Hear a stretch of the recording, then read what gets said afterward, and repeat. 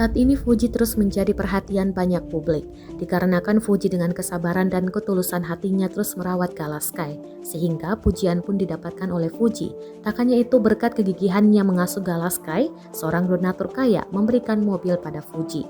Publik pun menilai Fuji layak mendapatkan hadiah tersebut.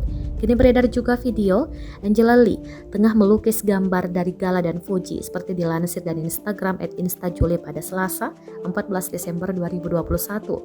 Dengan talentanya, Angela Lee melukis secara detail saat Fuji tengah merawat Galaskai. Terlihat juga kalau Galaskai tengah tidur saat digendong oleh Fuji. Ternyata lukisan yang dibuat oleh Angela Lee tampak begitu mirip dengan aslinya. Publik pun memberikan komentar di Instagram tersebut.